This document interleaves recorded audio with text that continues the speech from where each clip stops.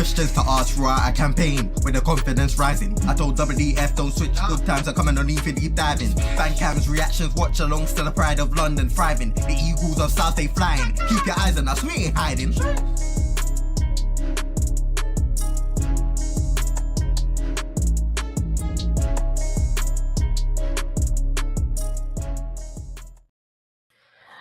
Yes, guys, welcome back to TACT-EAGLE, a new season and a new bunch of episodes where me and Dan talk to you about all the tactics for Crystal Palace for our upcoming games.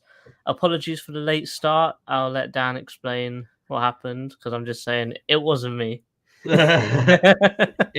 I think for some reason it just didn't recognize my camera, so I have no idea why. So I just restarted it. It did some updates, and then now I'm here. So I presume that has now fixed it. Chairman was clearly helping you out. So did you try rebooting it with one hand, or standing on one leg, but you done it with one hand behind your back? That seemed to have worked a treat, didn't it, Dan? Yeah, no, it's all good now. It's all good. It's all good. I'll ignore the fact that it just wasn't plugged in at the back. I'll swear. I'll swear. Yeah, no, I did all of it, and I realized it wasn't plugged in because I was pulling this bit up here, and then that wire that was plugged in was pulling. So I was like, "Oh no, it's fine, like it's plugged in." And then I checked. I was like, That's a sin-binnable moment. I can't believe you. I want you to get your reaction properly. Oh, you absolute waste, man. I'm on a yellow. I'm on an early yellow. Gotta be careful. Clearly.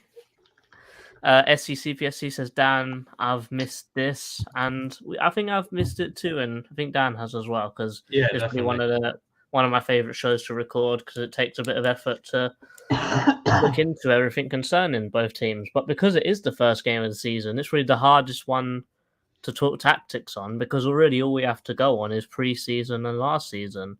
Yeah, for sure. And especially a promoted club as well. Like, I don't know about you, but I definitely didn't watch Sheffield United as much last season as another Premier League team. If I was watching any championship team, it was Luton or Burnley because Luton got the playoffs and Burnley won the whole thing. Yeah, yeah. And Sheffield United seemed to be in a spot of bother. Yes, definitely. So I'm just going to share my whole screen because I've got so much stuff open. So as we can see here, they have no injuries, which is all good, no?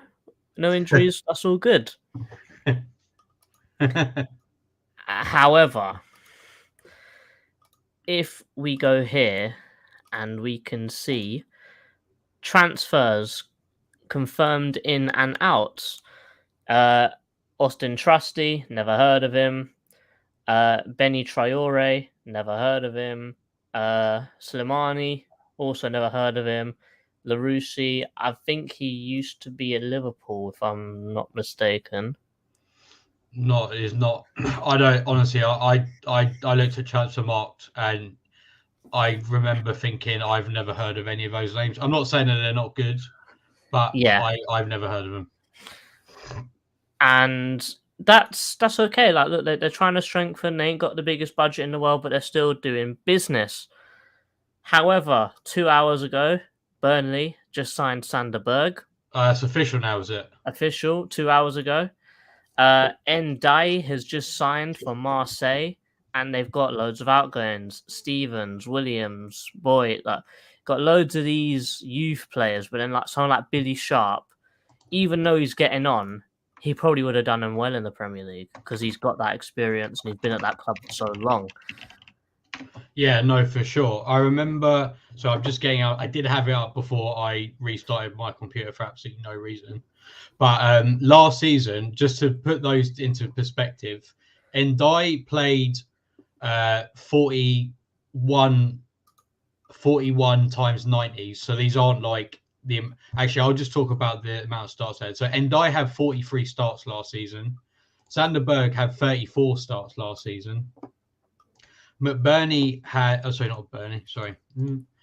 Who else? Who else was on it? Ender Stevens didn't play as much, but he still started 9 games. And not only that, not only have they lost Ndai for their creativity, but I don't know if I pronounced his name right. Muketi, Yeah. the Man City loan. Well, they had 2 Man City loanees. They've both gone back, and again, McAtee had 21 starts, and the other one, I can't remember which one it was now, but he also played in their final game of last season. So they've definitely lost a lot of quality and a lot of first teamers. And sorry, JC, cut you off. And to be fair, they haven't. Like they've got other players in, but are they of that quality? Are they not even? Are they Championship quality? They need to be Premier League quality now, which is a whole different story. And we all know that spending 5 million here, 4 million here is good for the books, but are they good enough to do it on the pitch for that little price? Well, that's exactly that. And to be honest, even the quality that they do have, I looked at their last game last season, and I thought it was so. Their last game was against Birmingham City, and this was their lineup. Okay, so in my opinion, this team is probably as good, maybe slightly better as when they got relegated. So let's bear that in mind. So in goal, they had Adam Davies, who they signed from Stoke. Okay, he is a new player. Their defenders, John Egan and Chris Basham, were both there when they got relegated. Jack Robinson is new. Ender Stevens has gone. Baldock was there when they got relegated. John Fleck was there when they got relegated. Tommy Doyle has left because he was that Man City player I said about. James McAtee, again, he's left because he was Man City. And then Ndai, he's left, gone to Marseille, as you just said. And then McBurney was also there when they last got relegated. So of those 11 players, only 2 of them were not relegated last time with them, or haven't left, basically. Mm-hmm. So 2 of them are actually new players. And again, that's not including like the likes of, say, Billy Sharp, who's gone, Sanderberg, who's gone, etc. Yeah, and then something to make it harder, because we normally sit here and we go through our predicted 11s, but if you look through their starting 11s for their last 2 preseason games, they've got almost all of these players which we've listed, like Sanderberg's playing and Ndai's playing. Like you got basically all of the players that they've brought in are all playing as well. And you can't really predict what's going to happen. So really, as I show my screen with what my predicted 11 is for them, I've literally just gone with their last preseason game. Like their last preseason game, which was against Stuttgart. They lost 3-0. I've got some screenshots to show you later about it. But this is basically the team. The only difference is low for Sanderberg. And if you can see in the bottom, I just pulled Sanderberg off there because, he's gone now. It only happened not long ago. So for them, in goal, we've got Fotheringham. With left back, we've got Robinson, LaRouche. I'm not even going to try and pronounce that centre-back. Dan, do you want to give it a go? Yeah. Ahmed Hodzic. I think you smashed it, if I'm honest. With Baldock at right back, Egan, Slimani, Osborne, and Jack Lowe, with Asula and Traore up top. But for Crystal Palace, I've gone with Johnstone, Klein, Gay, Anderson, Ward, with Lerma and Decore as a pivot, with Eze, Schlupp, and Ayew going forwards, with Edouard as our number 9. Dan, are you in agreement, or have you picked a different 11 for? Minus who possibly plays at left back. Yeah, that's exactly what I would have done. Yeah, so at left back, if you can see in the bottom, I've got Hall there and Mitchell there. Obviously, Hall hasn't been confirmed, but there's been leaks of him in the Palace kit doing his media day today. So, we'll see what happens, really. But nothing's confirmed as of yet.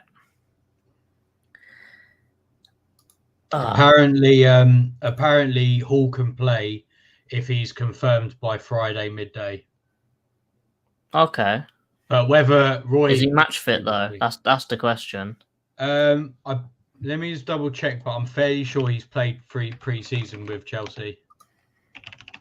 Let me just double check that. Yeah, he played 6 days ago against Dortmund. How many minutes? He didn't start. He played. He came on the 81st minute. So not much then.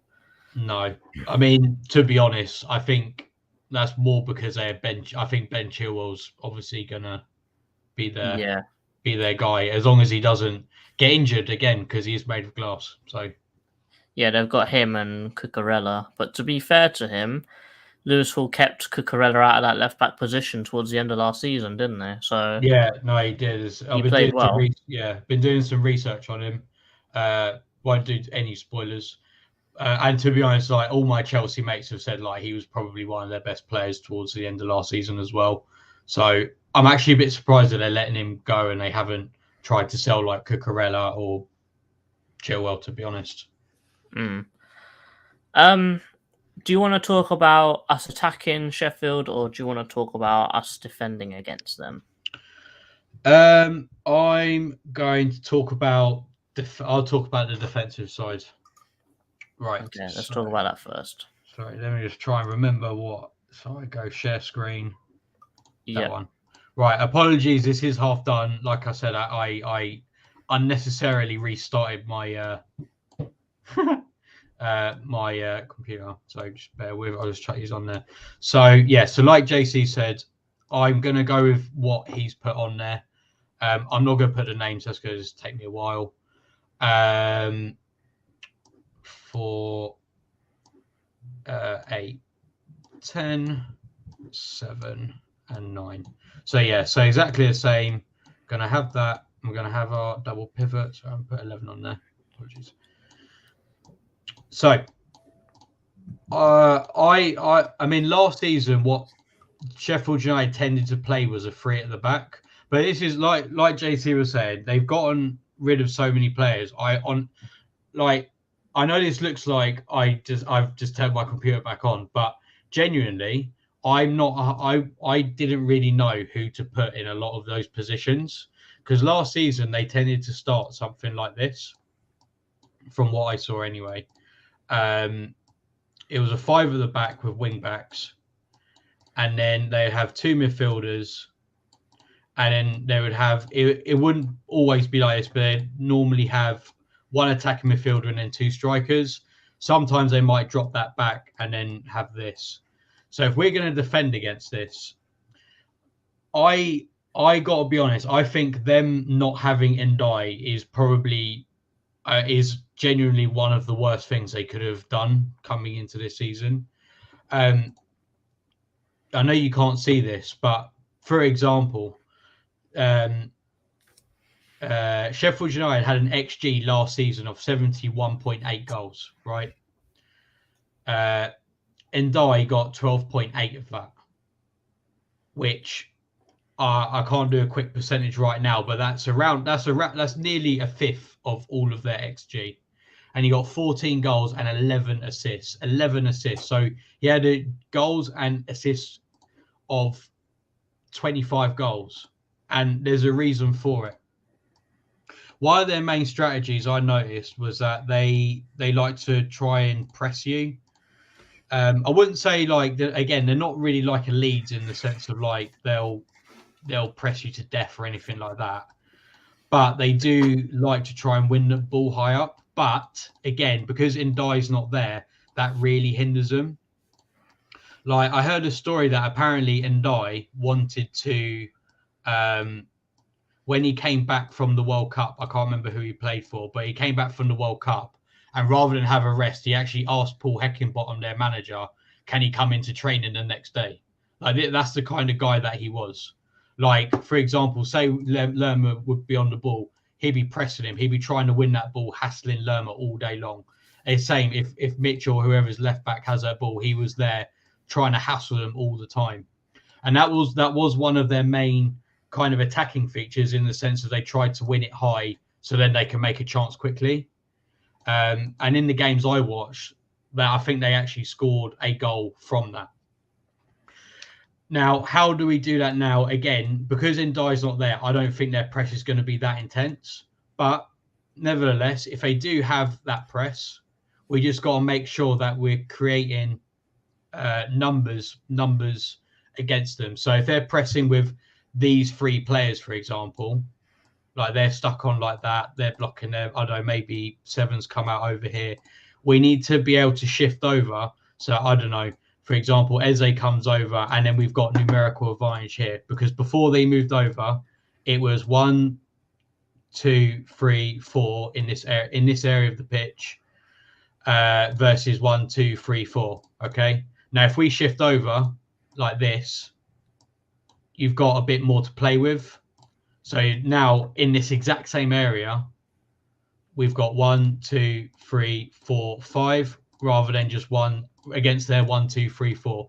So to defend against that high press, so they don't create a chance off a mistake, we just got to make sure we create numerical advantages. We just got to be thinking, where's the next pass going to be? And the old classic, just making some triangles. Like, for example, if our winger pulls out to the side, you can make that pass. I don't know, if they close them, you've still got that triangle there. Okay, so that would be my way of defending that. The other main way that I noticed Sheffield United heavily rely on is set pieces. Let me just double check, but they had the most set piece goals of any team in the Championship last season. So last season they had 15 goals from corners, which sounds a lot, but obviously they played 46 games. That was the most in the Championship by 4 goals. They also, in addition to that, scored 3 goals from free kicks. So I think that they relied on it. This would be something that I would be worried about, because obviously I know what we're like with corners. However, having said that, I think Roy is very good at defensive corners. He's very good at drilling players for defensive corners. So I wouldn't be too worried. But of course, you need to be worried about number 6. No, I don't know the numbers exactly, but they're 3 centre backs, or whoever's playing at centre back. We got to watch out for them because they're physical, they're massive, and that was one of their strengths the last time they were in the Premier League. And I would be very surprised if they didn't try to utilise that again. Honestly, in my opinion, I think what they'll do is kind of not sit back, but I think they're going to be a bit more conservative, and I think they're going to try and hit us on a set piece, try and hit us from a corner, and just try and, without swearing, S-house a 3 points from their point of view. The final thing that we could do, this isn't the only, obviously these aren't the only things, I'm sure there are other things, but these are just things that I kind of came across. If we want to defend against them, they've got wing backs, which unless you're a terrible team, your wing backs are going to be creating the width. They're going to be trying to expand this defense. So then you've got holes in between here. So not this player, but like say number 10 can exploit this gap between the fullback and the centre back, known as a half space. Now, what we can do to kind of counteract that is we can just try and pin them back. So whoever our wingers are, I think they should really stay high to try and keep those players up there. And to be honest, I think these 4 defenders, plus Lerma and Decore, I think are good enough to deal with what they've got. Maybe you need to worry a little bit about the physicality of them, but in terms of their technical and what they're able to put together from what I've seen, I think that would be enough to do them. So I don't see why we can't leave our left winger up there, Schlupp up there, and IU up there. And again, with Eze, maybe we could manipulate them a little bit by having that, so that when they've got the ball, say in these areas, if the fullback does bomb forward, okay, that's a large gap that we can exploit. But I think well, I'd like to think that the wing back would maybe think twice about, oh, should I let Jeffrey Schlupp the freedom, or even better, if Eze's there, they're probably, let's be honest, the last time Eze played them, he ripped them a new one. So last two times as well. He scored a banger for both games, didn't they? yeah, exactly. So if you're Eze there, and you're the wing back who played with him like the last two times he ripped him apart, are you going to necessarily provide that width? Or are you going to be a bit wary? I think, yeah. Whilst we don't have the numerical advantage per se here, I think that is something that could happen. Or I think what we probably could do, make up for the numerical disadvantage with the amount of quality that we've got up front. So, for example, the quality of Eze, and we know what he can do against wing backs because they don't defend as much as normal fullbacks do. That he can exploit the space and take advantage, and he's done it, as we said earlier, the last twice he played against them. yeah, no, for sure. And I think if we do this, and even, well, that combined with, I think what they can do is, say if Sheffield United are pressing on, this right-hand side of the pitch here. What was that? If they're pressing on that side of the pitch there, then we could come over here. So then at least if this wing back's over here, by the time they actually get it across, we'll have moved over and it would have been fine. Mm-hmm. And then all you got to do is then shift these back and so on. So that's what we could do. But I agree. I think with our quality, I think that is something that they would be wary of. It's a shame, obviously, we don't have Elise, but on his day, you can do bits. I actually thought Schlupp was very good the last game as well. So I think they would maybe think twice about pushing their wing back so high, because I think they are in a bit of disarray. I think they lost their best player. They've lost another very good player. So now all they're really banking on is like the Heckingbottom is a decent manager. And also I think, like I said, I think they're just going to try and get a goal from a set piece or something like that and then just defend it, in my opinion. Cool. I want to touch on some points that you brought up, because obviously I want to talk about defensive myself as well, but obviously I don't want to reiterate what Dan said too much. However, here's a screenshot from I am using Paint. Don't you guys worry. So I can draw on it. We're upgrading on Eagle Ad Football. But even though they don't have Ndai, this forward's still going for the ball. He's still going for the ball. And here, everyone's sort of moving forwards and they're playing a very high line. They nick the ball here and they take a pretty dreadful shot straight at the keeper, but they're still trying to play that style of football where they're trying to push high and they're trying to put you under pressure. Like you can see the forward hit here is still like very close to the goalkeeper. So even though they've lost their best player at pressing, they're still not losing their identity completely. So we really still need to be careful about it. Even though they don't have the quality of Ndai anymore, we still need to be very composed under pressure. And obviously we need to work on our passing because, for example, if I can get all these away, let's say this player has the foresight to knock it back and then that player hits the ball out wide. He can then turn and run and look, 1, 2, 3, 4, 5 players are all the way up the pitch. That means only 5 can be behind the ball from this point. And what? The Stuttgart players is 1, 2, 3, 4. So it's 5v5 if you go on the break. And if you're already on the momentum, you're bringing that 1 or the 5. It's going to be a 6 versus 5 going forwards. And they are very susceptible for counterattacks. And I'll elaborate a little bit more on the counterattack when we talk about Crystal Palace attacking. The only other one is this one. So I was watching a video on their manager, and he likes to play this very possession-heavy style of football, but is very, very centered around keeping hold of the ball. And in principle, that's all good.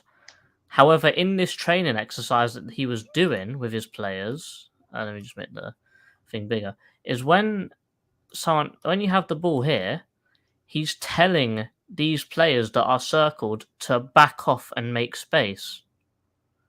Obviously, it's all good if he can get the pass there. However, these two defenders that are clearly going after the ball, if they nick the ball, because these players have dropped off so much to make space, there's no one defending the run straight towards the goal. So in him trying to coach them into trying to retain the ball, he's also kind of in an inverted way teaching them how to move out of how to like leave your position and become very vulnerable, because they have done that in some of their preseason games. Their centre backs have moved to make space, but the ball's been nicked and they've gone and scored. It happened twice in the Stuttgart game. It happened against Derby in another one of their preseason games. So it's definitely an issue that we can exploit against them. No, for sure. And let me share my screen. The final one. Oh, okay. Because of the lack of Ndai, as we've said, and Sander Berg, everything goes through Osborne. It really does from now. So it was spread out between Osborne and Ndai and Sander Berg, but now Osborne is really their only outlet. Even when Sander Berg was here, Osborne was still the main guy. And when they're on the attack, they'll be very narrow straight through the middle, as Dan said earlier. So Osborne will have the ball out here, and he will literally operate in this whole circle. So you will see him anywhere around here, because he used to play fullback, and now he plays in central midfield. So he will be everywhere. He's very good at running with the ball and passing. So he can do all these passes out wide, straight through the middle. Robinson does like to pick up a half space inside, while Egan does like to stretch the play. Also, with all these three players very close to each other, they will knock the ball around, like one-touch passing, and then have a shot. So that is a danger that we need to sort out here. But Lowe is definitely the outlier, because Sander Berg would normally pick up this position, but because he's gone now, it's a bit strange. Baldock will go sometimes, but not often, but because they'll normally hold a back three very rigidly. But how Roy's been defending lately in pre-season with a 4-4 and then these two pressing, it's actually been very solid, because we'll go very narrow. We'll let you have the ball out wide. It doesn't really matter, because we know that we've got guys that are in the box that are good enough to head the ball out. Because Traore is not a very big guy. This Osula is big, but he's not very good at heading. And this Slimani, even though he's a striker, converted 10, I'm not really sure where he plays. He just sort of picks up space around, like, near the goal. I wouldn't say he's like a goal hanger, but he sort of seems to find himself in good spaces. But he seems to be them kind of player where he's always in the right space, but he can never put the ball in the net. But he's playing against Crystal Palace, so he will find the net. That's my thoughts on defending against Sheffield United. Is there anything you think about that, Dan? Or I think that's right. I'm loving the screenshots as well with the with the paint. I love that. I know you was doing it last season, so I thought I got to step up my game a little bit. Nice. But yeah, what I found out about how he's teaching them how to play and retain the ball was a bit strange to me. Like, I get holding the ball, but don't sacrifice your shape for it. Yeah, no, I agree. I do think he is a good manager, Paul Heckingbottom. I think he's done well with what he's got. I mean, they have got, well, last season they did have a good team, but I do think Heckingbottom is a good manager. I don't think he's like, put it this way, I'd rather be in Sheffield. I'd rather be in a position where the team isn't necessarily as good, but you've got a good manager, rather than, like, for example, Leicester, where you have a very good team, but then you have Brendan Rodgers, who is in like freefall mode. Yeah. Let's quickly shift on to how we attack Sheffield United. I'll go first. I'm going to start off with a screenshot, and this is no disrespect to their goalkeeper at all. However, they scored from this angle at the near post. Was it Adam Davies in goal for them? Yes. Actually, wait, let me double check that. I'm not sure actually. It was Because actually, I don't know. I don't know who their. To be honest, I actually don't know who their first team goalkeeper would be actually either. To be honest, but I know that both of them aren't Fotheringham, fair. who was in goal.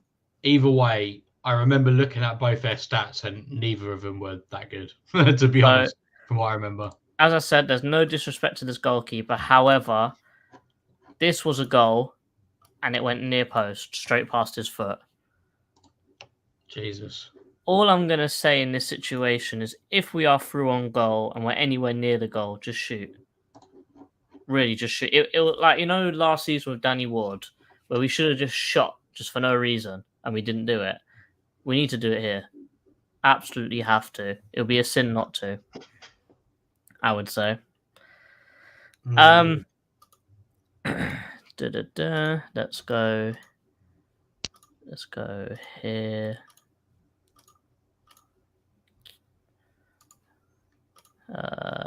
We've done that. Yeah. Here we go. So, Statman Down's probably loving all these lines. Oh, mate, it's beautiful. I can tell. So, with Roy Hodgson, with his better players, he's playing a much more attacking style of football, and it's really nice to see, probably because he's got better players to do it with. At the Lyon game, we saw that he's trying to push the fullbacks up. Even though we don't have fullbacks to play up, he's still trying it. So, as we can see here, this will happen for both sides, for example. So, for example, if Klein goes up, Lerma will be on the left side of the pivot, so he will drop in and become that left-sided defender. And same thing for if Wardy goes up, Decore will slot in on the right side. I think because they are so susceptible to counterattacks, I'll talk about that in a minute, but you can build through their team. Eze, we know what he can do with an absolutely outstanding run that he done against Seville. Something like that, a little bit of quality, could definitely break down that team. We spoke about it before. But one-touch passing is the way to go if it's a stalemate, and it probably will be because they're on their home turf. So, a move very similar to this, obviously. Let me get the ball. We need a ball. Oh, we got a ball. Yeah. Okay. So obviously, you know how we do it. We pass the ball around, do nonsense for a while. However, if the ball comes here, Klein can ping it into Schlupp. Ball can come on. He'll go up there. Ball in the box. The thing I like about having Schlupp there is because he's normally not a winger and he's more of a midfielder. He will normally make this run sort of diagonally, as a supporting run towards Klein as he comes up. So you'll have different runs. We've been crying about it last season where everyone's making the same run into the box. But because you've got someone like Schlupp who's normally not in this kind of position, but when he is there, he'll make a slightly different run because he's not used to trying to score goals all the time. He'll make a different run. Edouard will obviously run straight into the net if he can. And same thing with Ayew.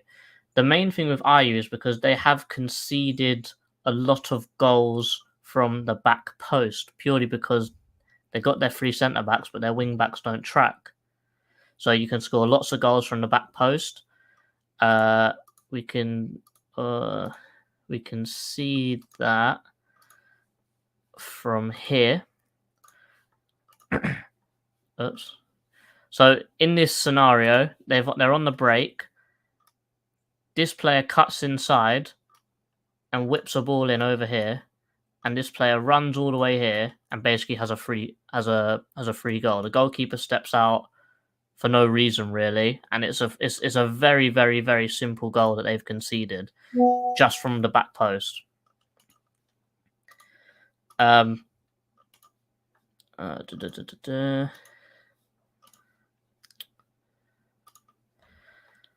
And the thing that's interesting with this sort of move is that it can happen on both sides. We're still very defensively strong. We haven't committed too many people forwards. But I think Eze is probably the key here, because he won't make that run straight through and into the goal like all the other strikers do. He'll make a run and sort of stand on the edge of the box. So if Klein then tries to do something smart and put it back to Schlupp, these centre-backs are going to run past the man, Edouard's going to run past, and Eze is going to be free at the edge of the box.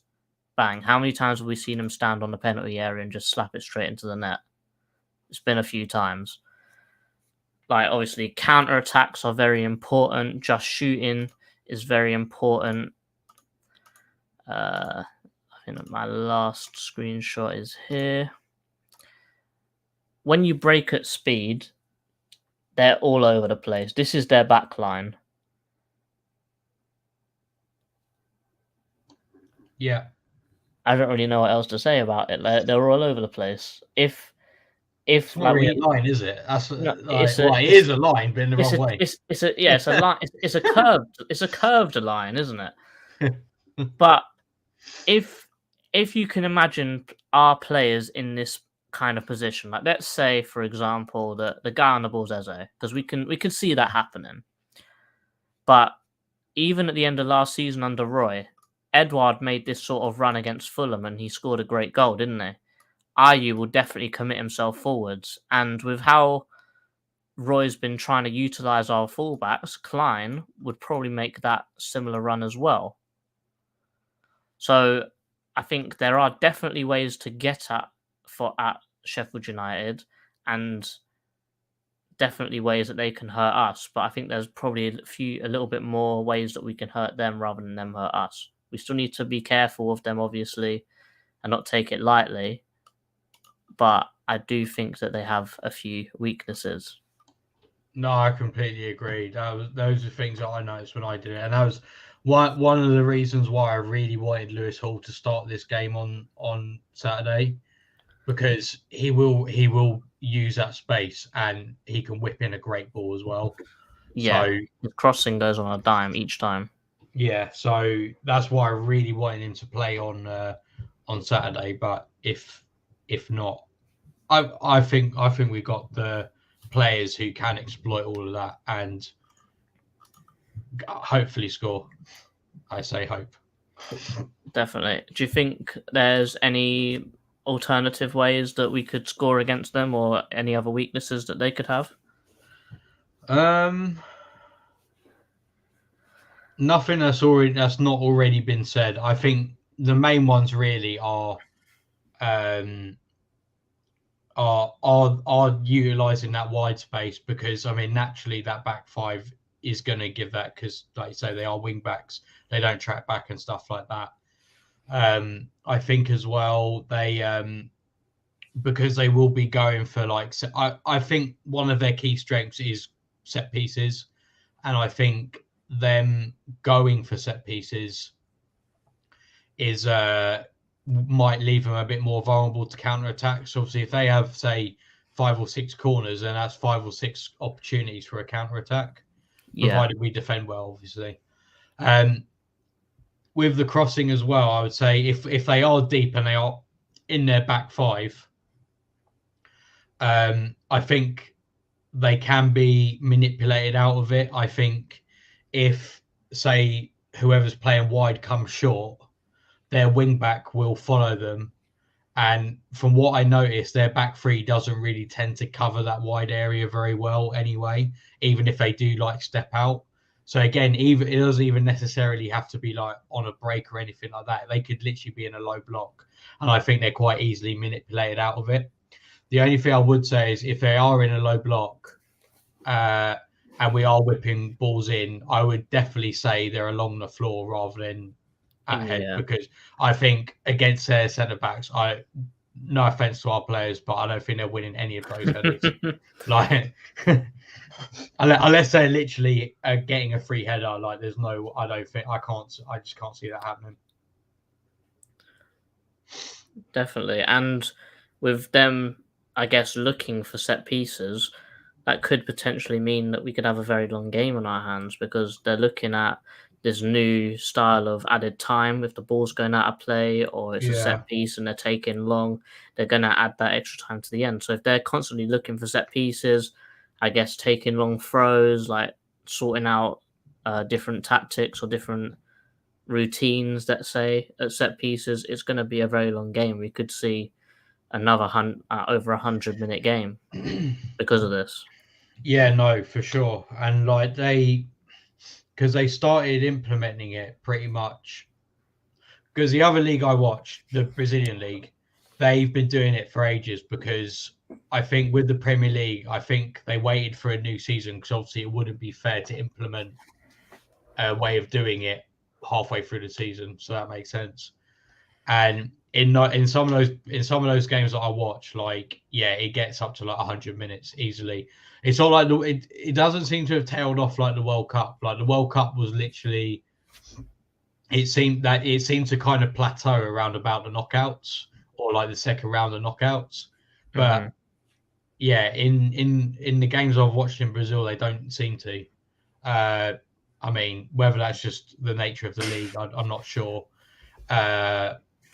But yeah, I think you're right. I think it could be another long game. But having said that, I think that benefits us. I think we've got pace. I think we've got pacier players. I think on average our players are younger than theirs are. So I think our players are capable of running around more. And so I'm hoping, and obviously their wing backs, if they're running up and down there the entire time, that's a lot to track. And I think if it gets to the end of the game and they're knackered, then I think that opens up a good window to do what you said, and then hopefully score a goal. We're in the last throw, in the last throws of the game. So yeah. But apart from that, is there anything else that we need to discuss before this game? Not really. I just want to. The only thing I want to emphasize again is the players that they have lost. I know this is probably going to come back to bite me, but like I said, they had 70. Actually, I'll just do it by goals because their goals are roughly right anyway. So last season they scored 71 goals. Okay, so Ndai scored 14, Makati scored 9, Sanderberg scored 6, Thomas Doyle scored 3. Billy Sharp scored 2, and none of those players are there anymore. So that's a combined total of 29, 22, 24. 24 goals they had last season. That's a quarter. That's over a quarter of their goals. It's more than a third. More than a third of their goals. So I think, yeah, and obviously with Sanderberg leaving so close to the game as well, you do have to wonder.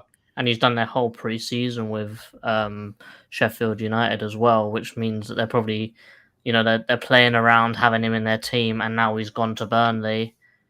Yeah, no, exactly. And I think we are the better team. I think the best thing about Sheffield United at the moment is their manager. I mean, unless he pulls some kind of masterstroke, I don't know. But after saying all of this, it would be very Palace to go and lose 1-0. So, of course. But no, that's everything I wanted to say. Cool. On Saturday, me and Rich will be on our way down to the stadium for the away game. There will be a vlog out either that night or the day after. Dan, you're not going, are you? No, it's my nephew's birthday and I've got work in the evening, so I couldn't go. So I'm not even too sure if I could watch the game either, to be honest. But yeah, we're gonna make our way down there. If you guys are on your way as well, send us a DM or something. We can maybe link up in the stadium or in the pub outside or something. But we'll definitely be there. I'm looking forward to it. It's the start of a new season. The only thing now is score predictions. Dan, what would you? I'm throwing you under the bus because you came late. And you didn't plug in your thing properly. I still can't believe it. But what's your score prediction, mate? I think it's going to be a hard game. I'm going to obviously back us, so I'm going to say 1-0 Palace. I think it's going to be a hard game. Mm-hmm. Having said all of that. I'm still traumatized at the time I went there last time and we lost 2-1, 1-0. I think it was 1-0 or 2-1. But it was the most dreadful game I've ever seen in my life. It was a Roy season, and I think it was the season we. Was it season that Sheffield United got like 7th or something like that? Was it that season? Yeah. Yeah, they had a lot of 1-0 wins that season. They had a lot of that. Yeah, season. and they bored us, and we were dreadful. And Luca gave away a penalty, I believe, and it was an absolutely atrocious away day. So I'm still traumatized at it, but I'm hoping that this next time going will be much better. But every time you try and right a wrong, it goes wrong. But I think really, any point away from home is a good point. They've just been promoted, so they're going to be absolutely going 200%. Going to be a hard game. I'd be happy with a draw, but I'm going to say 2-1 Palace. Solid. If you do like your Fantasy Premier League, please join the Fantasy Premier League for Eagle Eyed Football. Here is the code. Nicky is currently running it, and I'm sure he'll give us all updates on how it's going, who's winning, who's losing, and maybe even go into a little bit more depth of who's scoring the most points and what players to look out for. So I'll leave it up here for a few more seconds so you guys can screenshot it and join. Also, remember that the Discord Predictions League is open again, so don't forget to put your score predictions in. Because I know me and Dan are definitely regular occurrers for not putting it in on time. So that's a reminder to me and you, Dan. Don't worry, I've been thinking about it. I was going to do it tonight, actually. Yeah, I saw Louis' one pop up earlier, so that reminded me. But yeah, Dan, anything else you want to say before we cut off? No, just up the Palace. Eagles!